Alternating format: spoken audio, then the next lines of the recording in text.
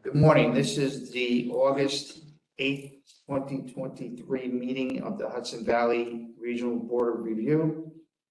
This hearing is being held via video conference call WebEx at the following location: Cortland Town Hall, 1 Haiti Street, Portland, Manor, New York, 10567.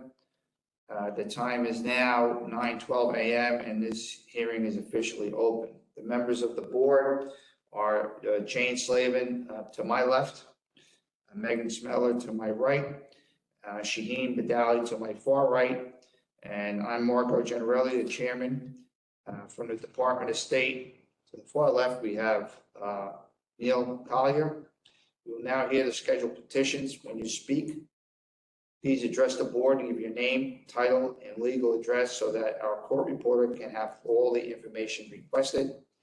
We may have to stop from time to time to consult with our technical staff. In making comments to the board, please provide a descriptive narrative on matters referring to your exhibits to enable the court reporter to enter these into the record. The first hearing is in a matter of petition number 2023-0266. The petitioner is Dean Belimas. Petition pertains to a variance to allow construction of an apartment building occupancy group R2, residential construction type 5B, combustible, 2 stories in height, 2,422 square feet in area, and located at 275 Hudson Avenue, Village of Cornwall, County of Orange, New York State. Petitioner is seeking relief from,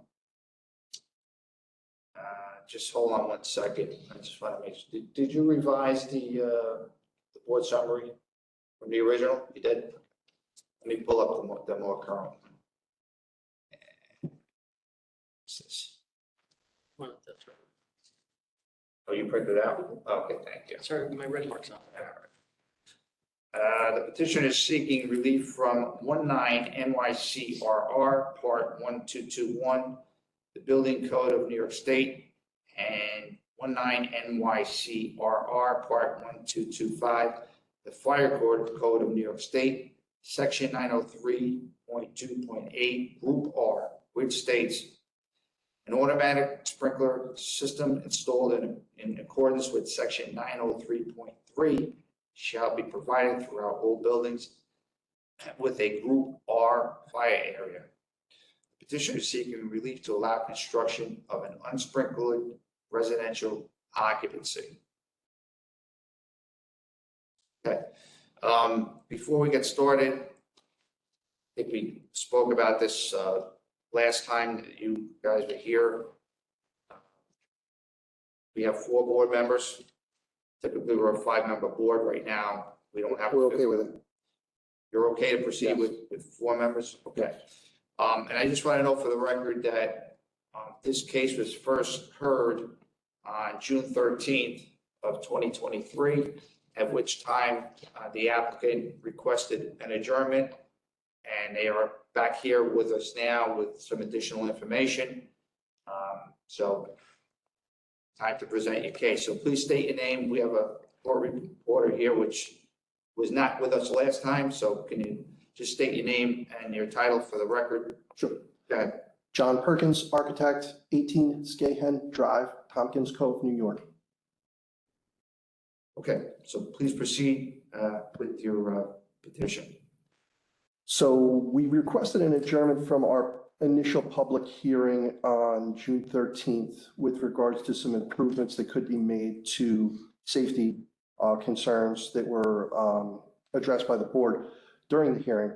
And we have made some adjustments to the plans and kind of are representing with the new improvements for the new, I would say, upgrades to the existing plans that were presented on June 13th. What we're proposing to do are upgrades from the initial presentation from a 1.5 hour fire separation between the existing 2 family residents at the front and 4 family residents at the back, and individually between each unit presented. So to reiterate, I don't want to go back too far, but initially there's a 2 family residence at the front and a 4 family residence at the rear that exists present. We are presenting an addition in between those 2, so they will all be interconnected. There will be a 2-hour fire separation proposed between the existing building, any proposed building, and the units in between each of those buildings and the existing building at the rear. So that was upgraded from a 1.5-hour fire separation to a 2-hour fire separation. And the biggest improvement or upgrade that we're proposing as part of the addition is a wet pipe sprinkler system in the proposed addition. It's an NFPA 13R wet pipe sprinkler system with sprinkler heads at the first and second floor. This would be an improvement to kind of address any new construction. Again, there will be a 2-hour fire separation between the rear and the front units, and each unit will have a 2-hour fire separation in between each of those units, along with this new wet pipe sprinkler system. We feel as if that would be a significant improvement for safety standards and hopefully alleviate any concerns that the board may have with regards to it. A couple of things that we also wanted to remind the board is that we intend to provide a central station fire alarm unit, as well as smoke detectors, carbon monoxide detectors in each one of the units, as well as a fire extinguisher in a cabinet at each one of the units, which is a lot of improvements from what the code requires. So we hope that that's taken into consideration along with the new improvements. And we are trying to avoid any additional sprinkler systems to the existing residents, as it would disrupt the people that currently live there. We feel as if it's an unrealistic kind of request to ask everyone to move out so that we can create a new addition to the existing residents. And we are providing a significant fire separation between what's proposed and what currently exists. So there are a couple of other concerns that we wanted to alleviate with the board, as well as the response time of the fire department being as minimal as possible, as they are very close to town. The nearest fire service station is 300 yards from the actual site. And the usual average response time is about 3 minutes. And there's actually a fire hydrant on the property itself. So we feel as if there's a significant amount of improvements to the plans, and hopefully we have alleviated a lot of concerns to any of the board members' kind of review from previous plans that we presented. So we feel as if we've kind of increased the safety factor for the proposed addition, may have even improved the safety factor for the existing dwellings, as there is a 2-hour fire separation between the existing and the proposed, as well as the cabinets, the hydrants, the fire service, all of the aforementioned points. That's it. That's it. Okay. Before we get into questions, I noticed that when we met the first time, you had given us a site plan, and we had discussed it at that time. There was some inaccuracies on that plan. I noticed that we did not get that this time. Okay. Was that revised, or? I can't speak to that. Did you speak to all that? Can you just refresh my recollection what the inaccuracies were? My best There's a water recollection line. was that, well, first, you got to state your name for the record. Dean Belimas, 100 Pelham Drive, Cornwall, New York. I know that there was the water main, the gas main. I think that they were not in the correct location. Yeah, it's correct. On the plan, they were not. They still were showing underneath the existing dwelling when they're going to be on the side yard. That's been corrected, and they actually started excavating today with Central Hudson. I think they were waiting for Central, at the time, they were waiting for Central Hudson's final. Okay. It was a 4-month wait with Central Hudson. So can you at least send that revised plan to Mr. Collier, so it is Absolutely. corrected and it's part of the record? Yep. All right, thank you. Okay, so I'll open it up for questions now from the board members. Shaheen, I'll go first. Sure, okay. I just mentioned. I'm sorry, just your Oh, name. Shaheen Badan. So, I'll just mention for the record that the updated sprinkler plan does have a small, site plan displaying the water main on it, and it does display a new 1-inch, combined service from the existing 10-inch street main. Just for a point of the record, is the building required to have a centrally supervised fire alarm? I believe it is. It is? I believe it is. It is, okay. And I see here, so you are proposing a fire department connection also as a part of this system. And I'll also mention that in review of the hydraulic calculations, I mean, it seems like you guys have very adequate street pressure here, so it looks like the system is completely contained from the street. There's no need for a pump or a tank. No. And the 2-hour fire rating, you said, is proposed both between the existing and new buildings, but also between The units themselves. business units. Correct. No, I don't have any other further questions. Thank you. Megan? Yes, Megan Smaler. I just wanted to confirm the fire extinguishers and cabinets are intended to be installed in the new dwellings and the existing dwellings, or only the new dwellings? Dean Belimas, our initial plan is the new dwellings, but I mean, I don't have any problem with. I have to check. I have a lot of apartments in Cornwall. They may already have fire extinguishers in them because I was hot on that for a while. So I have a rotation, a service that goes around, and every year they change them out or whatever. I'll just have to check my records. The initial plan was to put them in the, thinking right now, they're in the new units only, but they could very well be in the old units. I just have to check that. And if that's a condition, I would have no problem installing a fire extinguisher in the new units. But there's probably a 75% chance they're there already. But I can't say that. If they're not, I'll put them there. And I was going to ask, and it may have already been answered by Shaheen's summary, the sprinkler proposed for the new dwelling units is going to be tapped off the same new line coming in for the water service, the domestic water service. For Yes. That's all I had. Okay, thank you. Jane? John, can you describe Give me your name for it. Jane Slavin? Can you describe first the construction of the 2-hour firewall between each new unit? The intention is to use wood frame studs, and we're going to use whatever UL rating suits for exterior and interior, because there's going to be both conditions for both. One of the walls will be actually probably an exterior wall on the rear unit connection, and the adjacent walls will be interior units. Typically, we use resilient channels along with the wood studs, sometimes if need be, Wonderboard or C-rated fire core board. And how will that wall terminate at the roof? Will it go through the roof so it's completely separated? Typically, the detail that we like to use is that we will come up to the actual roof decking and extend 2 feet in the other direction. That's good. That was going to be my next question. How do you achieve that at the connection between the existing units and the new unit? That, again, that's going to return up the roof, whatever we do as far as the, But only on the new unit, or will you be able to do that on the intersection with the existing unit roof? the rear unit is going to be connected at the exterior. It's unheated, it's unfinished. It's a storage room. So that actually will be able to connect to the exterior. That would be pretty simple to do because we're, one gable wall essentially.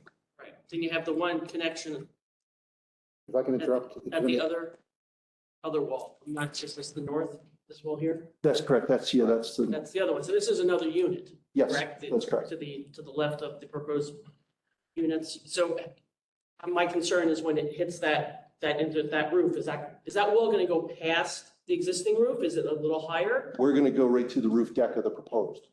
Right. So is the new roof deck higher than an existing roof Yes. deck? So it's going to clear right past. It's going to go past what exists presently. Excuse me one second, Jane. Marco Generelli.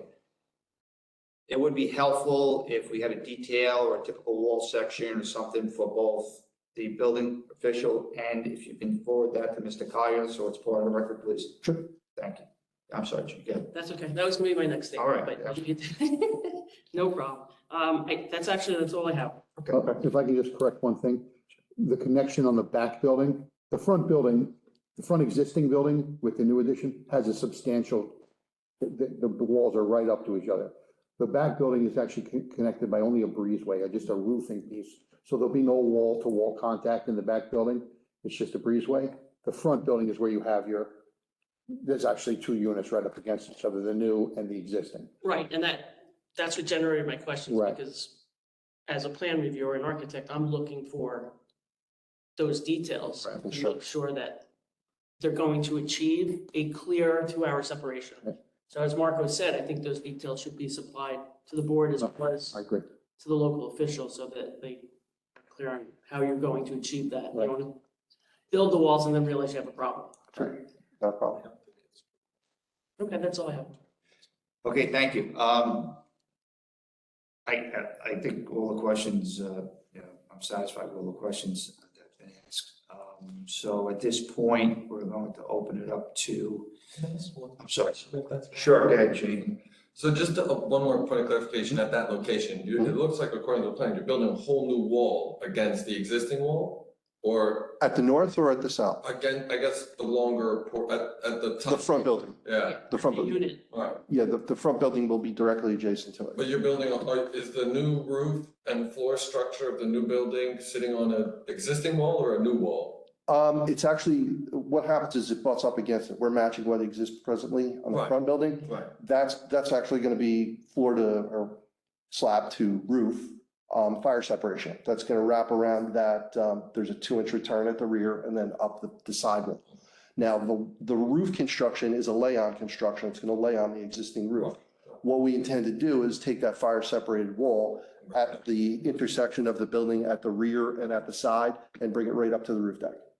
No, and thank you for the clarification. Really, my question was like, you have an existing wall here Mhm. and the existing apartments here. The new building has a brand new wall built up against it.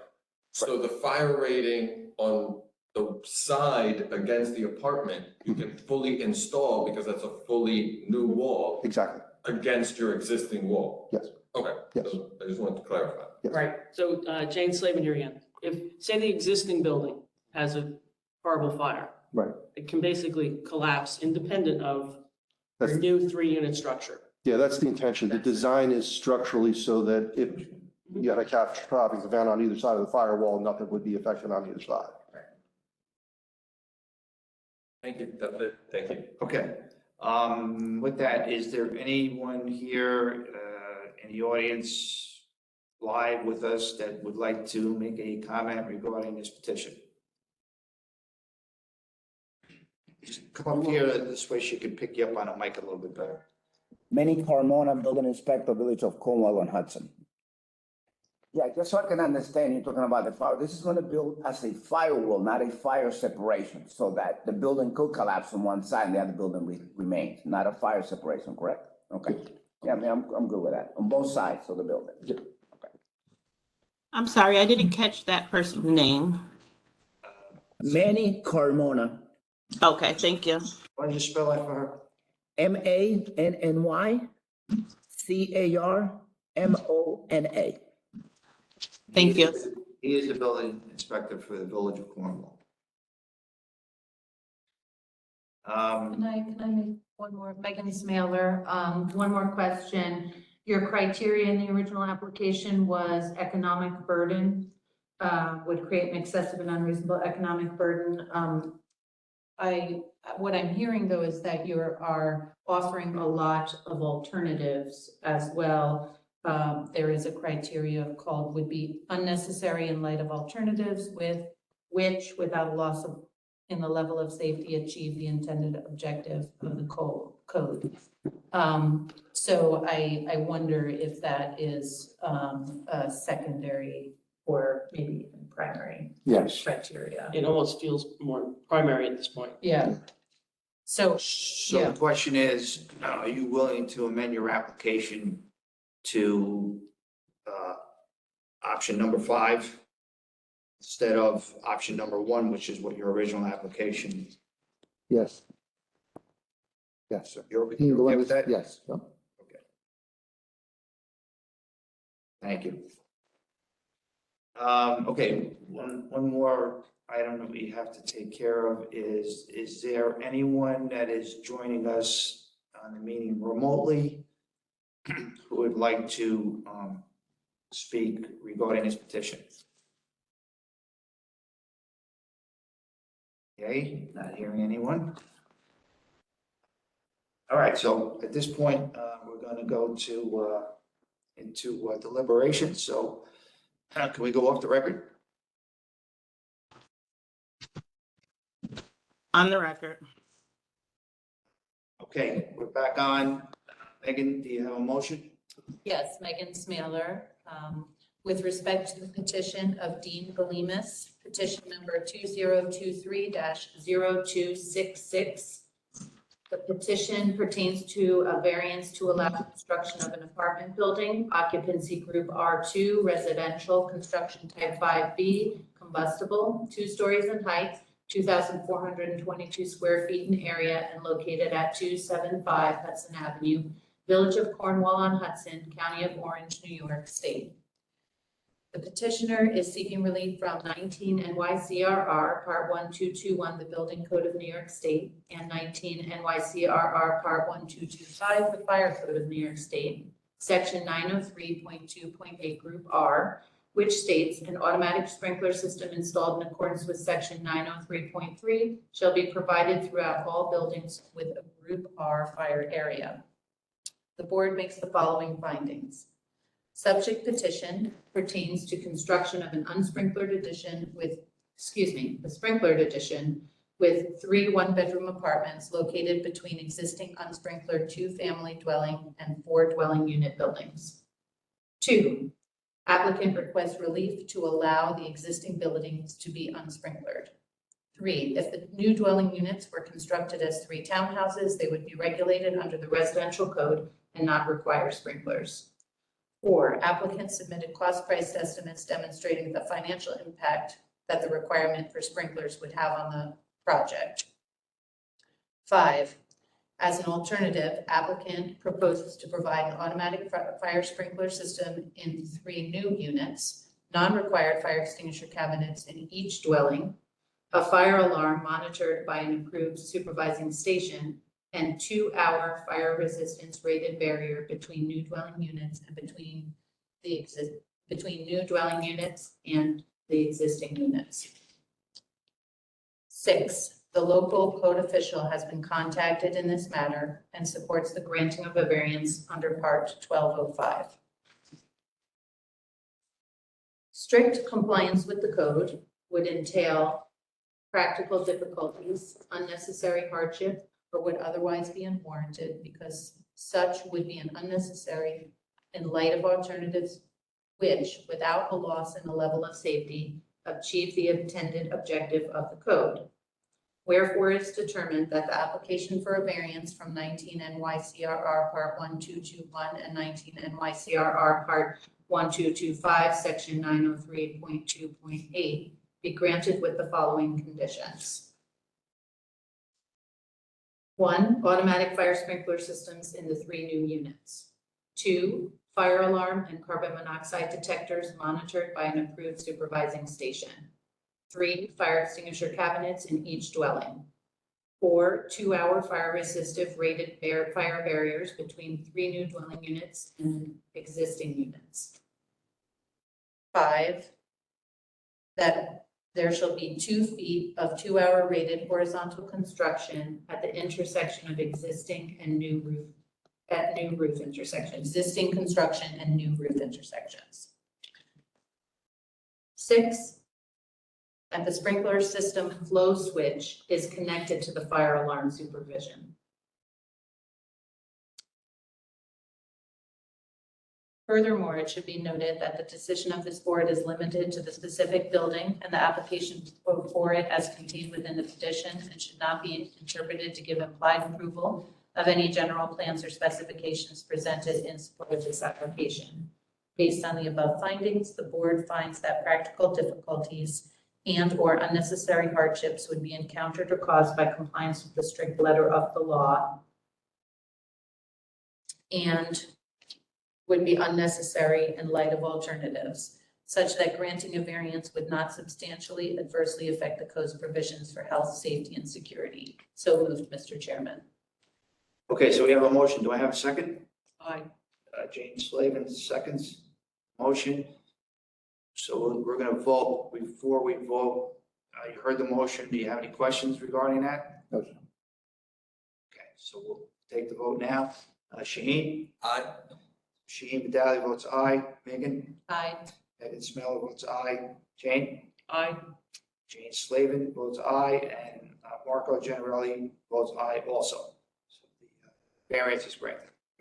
Thank you guys very much. If I can just say one thing, Barbara McLaughlin, what a gem she was to me. No, really, went out of her way. And a state agency, like you call, you get to run around. That woman just bent over backwards to help me get this through for today.